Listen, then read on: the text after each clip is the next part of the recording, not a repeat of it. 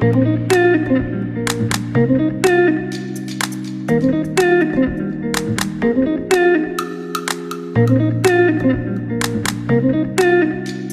guys, and welcome back to my channel. I know it's been a while since I made a video, so here I am today. So I'm not sure exactly what I'm going to talk about. I think I'm going to talk about how I met my husband and also some of the things we go through in either an interracial or age gap relationship. So let's start with how we met. We met online in November 2016 on a website called Zeus.com. Background on myself, I never was really a dater or into any of that. I think I really started looking for dates online just because I was bored, and as you know, it's a little hard to meet people in this day and age with all of, everyone blocking you out with their phones and headphones. It's kind of hard to really connect up with someone. So I started looking around on dating websites. I've tried a few that I can remember. I think I tried OkCupid, which was a total waste of time. It was some more. Plenty of Fish, that was also a waste of time. I think OkCupid and Plenty of Fish is where I got like the most weird communications with people. So I don't know, I wouldn't recommend them. I would recommend probably getting a paid dating website, because if someone's spending their money, most likely they're a little more serious about finding a date or wife or whatever it is they're looking for. So I would recommend getting a paid website if you're going to look for dating online. So it was November 2016, Zeus.com. At that time I was getting a lot of messages in my inbox. Some I read, some I didn't. Either way, I think from just Zeus.com I probably went on 1 or 2 dates within that month of me signing up. And then I also went on a few dates from other websites that I mentioned. However, this is so hard to discuss, sorry guys. It's just weird talking to a camera. I have not mastered that yet, so give me time. So back to the story. By the time I was contacted by Steve, which is my husband if you haven't watched any of my other videos, by the time I was contacted by Steve, I was kind of fed up with some of the weirder encounters that I've had online, or some of the strange dates I've had. So yeah, when he contacted me, I was not in a very good mood about online dating or finding someone. It was more like a joke at that point. However, he contacted me. I'm one of those people, I'm really nice, so I will try to respond back to everyone. And at this time I had loads and loads of these emails, so I would go and read them. If people weren't just saying hi or hey, that's a pet peeve of mine. You're just like, hi, hey. That, I think people do like a million of those a day and see if anyone responds. So I didn't respond to those, but anyone actually writing me a couple sentences I tried to respond to, even if I wasn't interested, just to be nice and be like, okay, well, it's nice meeting you, have a good one. But past that, so Steve contacted me, and it was kind of the same thing. He wrote about like the things he found interesting on my profile, so that's why I answered. And I looked at his pictures and his profile, and I noticed that he was a lot older than me, 25 years older than me to be exact. And he asked me what I thought and did I find him attractive, and I just kind of told him, oh, you're nice looking for your age, but I don't think I want to date someone as old as you. But he got back to me and he said that he would be my friend, because I said like we could be friends. I was trying to be nice once again. We could be friends, but that wasn't really what he wanted. So we start talking on there for maybe a couple of weeks. Then he asked me could I message him on Facebook, which I delayed the process of that because at this point, like I said, I was annoyed with dating sites, so I could go days without checking them. So on his end, he thought I was just ignoring him or maybe blowing him off, but I genuinely sometimes just didn't go back to check the websites because I didn't think anything was very serious. So some time passes. Eventually, I do give him my Facebook, and we start messaging on there. But we're never online at the same time because he had really strange work hours. So it would be like he left me a message, then I came on, I found the message, and somewhere down the line, to speed this up, he asked me if I could call him or if he could call me. He was very nice about it because he said that I could block my number and call him, but me, I'm a very shy person, so I did not do that, and I kind of disappeared a little bit again on Facebook. We also, and things going on in your life, so I wasn't trying to ignore him, but it just sort of happened that way. But I would always go back like a day or two later and respond to his messages, and at some point, I think we got online at the same time, so I'm getting messages back as I'm putting them through, instant message style. And he continued to message me, and he told me like he's going to a wedding and all these wonderful things. And we talked through Messenger for a couple hours until I told him, I think you're going to be late to the wedding, so you should get going. And from there, I kind of had warmed up to him, but I still was more like just friendly because of the age gap. I've never went on a date or dated anyone much older than me. Everyone that I, even spoke to was maybe like a 3-year age difference. So I didn't take any of this seriously. I think I was kind of, once again, just passing my time. I know that kind of sounds horrible, but that was me a couple years ago. And so eventually I think he started to get annoyed, like, you won't talk to me on the phone. You are not always answering my messages or whatever. So one day I was having a really bad day, and we were on Facebook again, and he told me to call him or he would call, whichever way, and we ended up talking on the phone, and I felt comfortable, which I normally don't feel with people, so that's what kept me on the phone talking to him. I'd been through that process with talking to people, random strangers, quite a bit when you're on these dating sites, because you text, and it's like, oh, can I call you right now? So I was familiar with the process and feeling like, oh my gosh, I don't want to be on the phone right now, or hey, this is really, really awkward. But I did not get that feeling from him. I felt actually really comfortable. And so from there, we arranged to meet in person. And that was like a couple days later. So basically it started in November. So now we're at the middle to end of December, maybe like a week before Christmas. So we did meet up.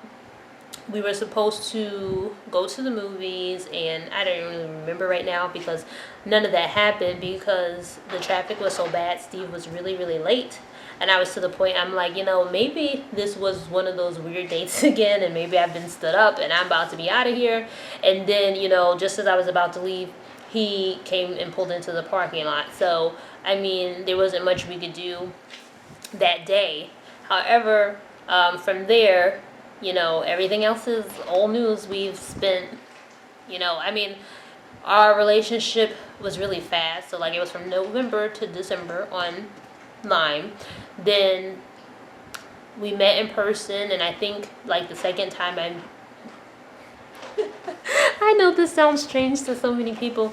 The second time I met him in person, he asked me to be his girlfriend. I think he gave me the key to his house. So I don't know, we just really hit it off, and we've been together literally from the day we met. So that's how we met. If you guys have any questions, you can always ask me in the comment section below. And please give me a thumbs up because I am really trying this, story time thing. Okay, so now that's how we met. So I want to talk about, since we've been married. We met in December, we got married in May. So we went from 2016 November to May 2017. So now we're married. We had quite a bit of, hurdles in between there, about our age, about our color. But we still ended up getting married. We had quite a few people come to our wedding. But the question now is like, I think people might have come more so for nosiness and not exactly to be supportive, because during these 2 years, like, we've had communication with almost no one really. We speak a lot, obviously, to my parents. I mentioned that in another video. They're very supportive, and they like Steve a lot.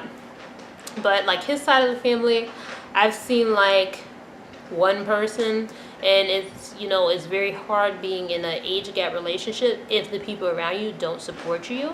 But if you love one another, it really doesn't matter anyway. But in our case, like families and family events, it's been like what, 2 Christmases and 2 of every holiday, and we haven't got one single invite from anyone besides my parents. So that's a little difficult. I know on Steve's side, some of his friends were not very agreeable about us getting married in the first place, so we haven't heard from them at all. And no one has really said too much outright, but it's like, you know, actions speak louder than words. So I'm not really getting any type of invites when other family members are invited, and those type of things. It really kind of sucks, but I mean, it is what it is. So that's that. And then as far as my family, like I said, my parents are very supportive. My brothers, one, I'm not really sure where he stands, and the other one just really, really doesn't like my husband. So it's very hard to do family things, you know, when people just literally don't like you. It's the same that anyone else thinks, oh, why would someone so much older want to be with someone so much younger? What could you have in common? Then people start this question, is there manipulation? You know, just all type of speculation, and none of that's actually true.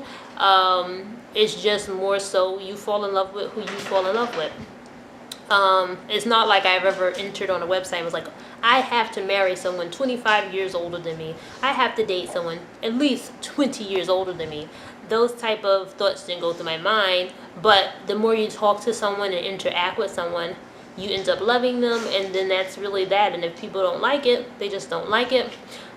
We get the same kind of, you know, issues in stores, and when people come to our homes to do different things, it's always like, usually because Steve is working outdoors most of the time, they will encounter him first, so they'll talk to him, and then they'll meet me a little later, and you can always see on their face they're like completely shocked. I don't know if it's the age difference, the color and the age, but it's always total shock. A lot of like, they walk in and like, oh, wow, and then Steve's like, oh, that's my wife, and they're like, they had to take a minute to compose themselves.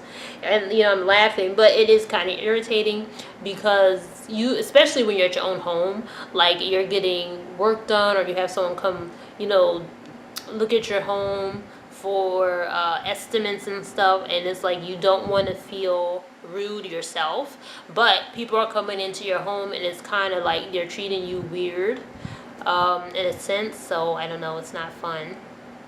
But I wouldn't say that being in an age gap relationship is that bad, because me and Steve could have many differences, you know, that people won't like you, because people just, that's how they are. People are very finicky. One day they like you, the next day they don't.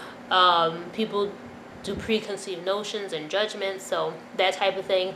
A lot of times when we're in a store, people do not think that me and Steve are married. I'm not sure what they think, if I'm like his, you know, stepdaughter and he has another black wife or something, but they don't seem to think that we're married, because they always give us that strange look, especially if we're holding hands or something, which we do often.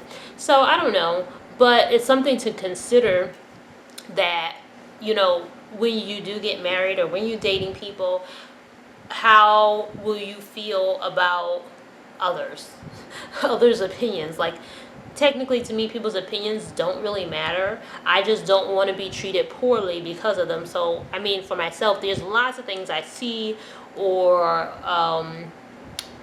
deal with, in your family, where you may not be 100% in love with a situation or a person, but because you're family or because you were friends, you accept it. So then you start to find out, like, people are really, really judgmental and really not accepting, and instead of getting to know someone, they would rather come up with their own, script that is going on, but it's not really so. So, I don't know.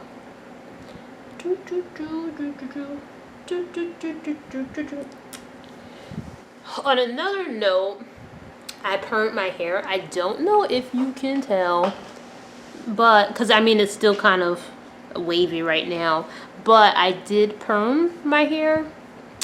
I actually had it in a couple braids just now and took it out because I actually had it in a couple of braids, but I took it out because it's been like that for a few days and I got sick of them. But I did relax my hair. And even that, it's like this whole thing like, oh my gosh, if I relax my hair, you know, I'm not going to be natural anymore. And, you know, especially the stigma of like black people relax their hair because they can't stand their own hair, because they want to look white, because whatever. But I really, really do love my natural hair, or did love it. I would say do love it because it's a great possibility that in a couple years I'll be going back natural anyway. But I think some people forget that when you have natural hair, black natural hair, there's different types of it, and my hair personally has always been super thick. Even now, like this perm did not make my hair super, you know, thin or a super pin straight, and it's still gonna be, you know, some effort to manage it. So without a perm, I hate to say it felt like my only choice. My hair is so thick, and yeah, I've come to style it, and I can do twist outs and braid outs. Then I do twists and I leave the twist in and wear that as a hairdo for quite some time. But just on a day-to-day, I cannot get up and do my hair and go about my business. Doing my hair is a process, the washing process, the detangling process, the braid up and unbraiding process, you know. It's a lot. And then just say something happens in the middle of like my braid up or twist out. So if I did it one day, if something happens on Wednesday, now it's like, oh, I forgot to sleep with my scarf, or I forgot to do something. Now it doesn't look as fresh, and then I have to take it down. It just is an ordeal. And when I was like, go back, because I've been natural twice now, and then relaxed again. So go back maybe 10 years, I was like, oh my gosh, why did my mom perm my hair? Oh my goodness, I don't know what my regular hair texture looks like, and you shouldn't have did this to me. Now I understand why she did that to me. Like, seriously, when my hair is normal, even now sometime, but when my hair is normal, to get it up in a bun, like, it's almost impossible, guys. And then on top of that, it gives me migraines, and it's just really not worth the trouble, because even though I love my natural hair, like, when your hair becomes a full-time job, you need to quit that job and get another one. But anyway, that's pretty much why I went from natural to relaxer. I'm not suggesting you go from natural to relaxer or either way, because I love both. I'm just saying for myself that it was too much of a job, and I wasn't able to experience life, you know, normally anymore, because I spent so much time on my hair. And if my hair wasn't done to my liking, I would not go out to the store. I would, and because my hair took so long, like, I would twist half today, and if it's not a great day, then I'm doing half tomorrow. But that means there's 2 days I'm not going to the store. I don't want to be seen. Nothing.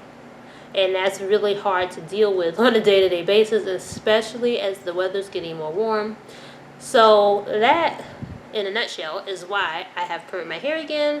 And I will probably keep it this way for a couple of years until I get tired of this, and then I'll cut it or go natural again. And that's what'll happen. But until then, I am permed.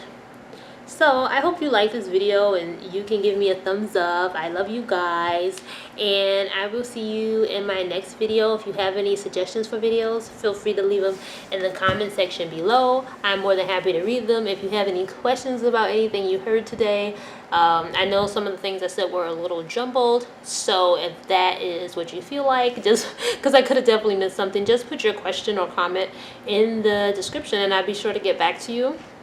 And I hope everyone is having a wonderful month of June, and that you're happy and that you're healthy. And I'll see you in my next video.